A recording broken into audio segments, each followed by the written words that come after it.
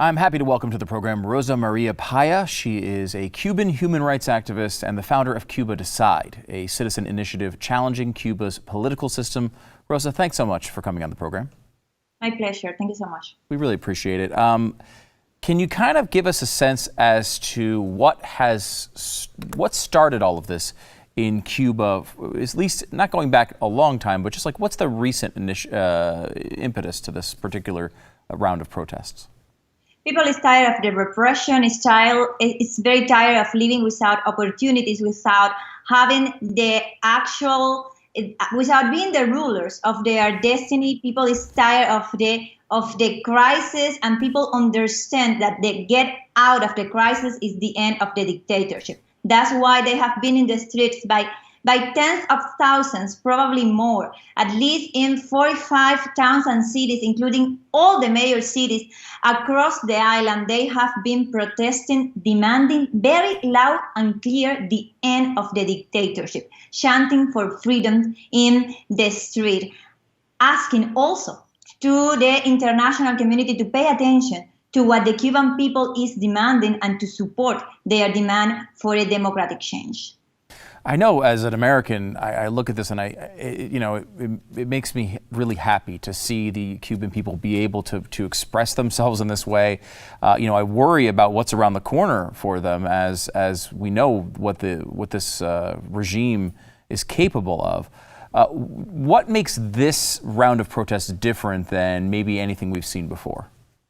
Well, is the largest protest that we have seen in decades. Probably is the largest of all the times of communist dictatorship, and people is very determined to get down with the dictatorship. That's what they are chanting in the streets. For first time, all the major cities across the island have been rising against the oppression. And today, while we are talking, they are protesting in the streets. They are protesting in Havana. They are protesting in Santiago de Cuba. They are protesting in Guinness. They are protesting even after the police cracked down on the protesters in a very harsh and violent way. We have been receiving reports of at least 5 people assassinated in the streets in Santiago de Cuba. We know of at least 80 leaders of the Cuban civil society and opposition that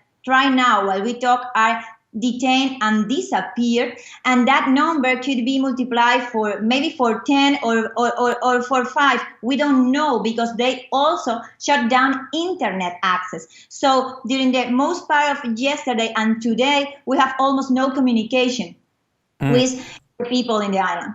Yeah, that's really interesting, because I wondered if part of the reason why this was so widespread was people somehow accessing social media, being able to organize in ways they weren't able to before. We've seen this around the globe, really, with different protests, this being one of the biggest and certainly one of the most just. Is that a factor in this?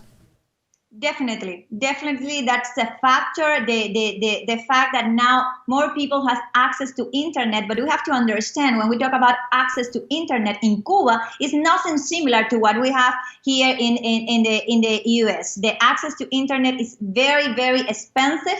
People connect for periods of time during the day, and of course it's totally censored.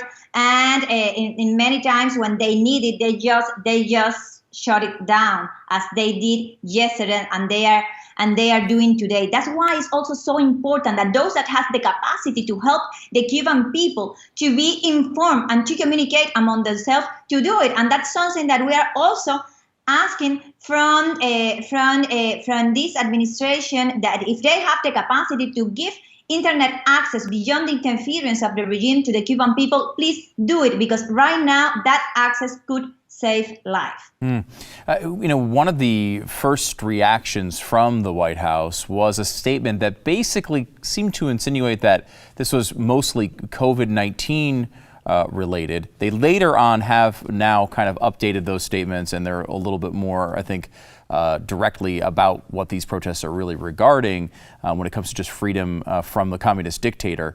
How have you viewed the response so far from the White House, and are you hopeful for what they might do? Well, I think that the words of President Biden this afternoon and the statement early today was very clear in supporting the right to freedom of the Cuban people, in contrast with what came out from the State Department.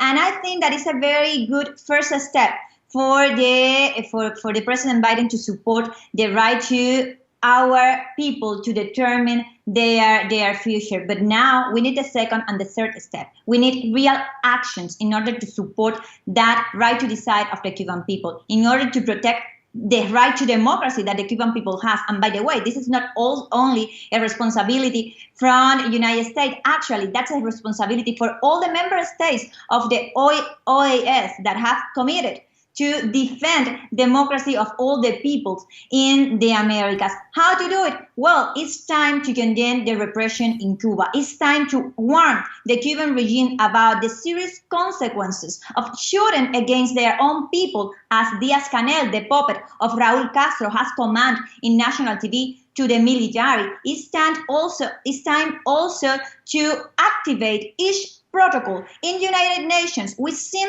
the inter-American system to support the demand of the Cuban people. That is very clear. The demand is the end of the dictatorship. It's for the dictatorship to leave. For more than 70 years, the Cuban people haven't participated in free, fair, and multi-party elections. We need and we are asking for a change in the system. The international community has now the opportunity to be in the right side of history and, for instance, start sanctioning all the repressors. And I'm talking not sanctions to the state. I'm talking about sanctions to the repressors, to those that are commanding violence and fire against civilians in my country.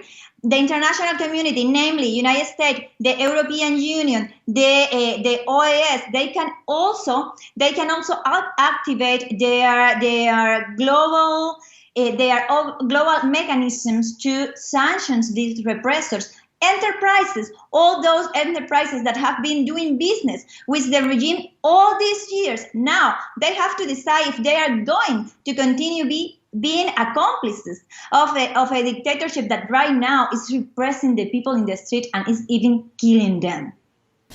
I mean, you just hope that there's something we can do. I think in the United States, we so closely associate, unfortunately, Cuba with the Castro family and communism.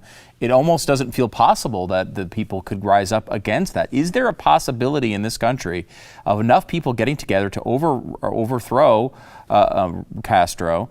And is there possibility of getting support from the military or whatever other sort of institutions inside the country that might be able to assist? Well, the fact that for 62 years the Cuban people have been submitted to a criminal dictatorship is not a proof that we cannot liberate ourselves. What we are asking for is solidarity. What we are asking for are very concrete actions that could support that demand for freedom and could actually increment the amount of pressure that we need to put over the dictators for them to have to submit to the will of the people and leave and give way to change. And when we ask for solidarity, we're not just asking for an altruist gesture towards the Cuban people. The Cuban dictatorship has been a threat to the national security of many countries. We wouldn't be talking about the collapse of the Venezuelan democracy without the Castroism in the island of Cuba. The several federal employees of this country, of the United States, were attacked in Cuba in that very dark episode called the Havana Syndrome. Actually, the Cuban regime could be right now thinking of blackmailing the United States with a massive exodus to alleviate the internal pressure and also to get concessions. The answer from the United States should be stand with the Cuban people, not negotiating with the Cuban regime without the liberation of the political prisoners, without the end of the repression, without the respect for the human rights without actually the beginning of an irreversible process that goes towards the transition. That's, of course, that's possible. Only need political will.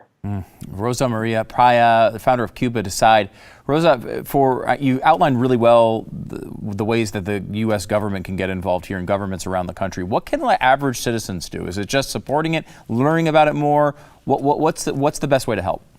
Well, we live in a democracy. What the American people want matters for politicians. We ask you, please, to support our right to decide, to support our right to democracy, to support actually also the protection of the national security of this country, and ask to your representative also to support that demands, to pressure the regime and to help the Cuban people. My father, Oswaldo Payá, which is in that painting right behind me, he was killed 9 years ago by the Cuban dictatorship, by direct orders of Fidel and Raúl Castro in that moment. But he told us that the night was not going to be eternal. Today, the Cuban people is seeing the sunrise. We need the support to make it a fact. That's powerful. Rosa María Payá, founder of Cuba Decide, thank you so much for taking the time today. And we wish the Cuban people well. Please let us know how we can continue to help. Thank you.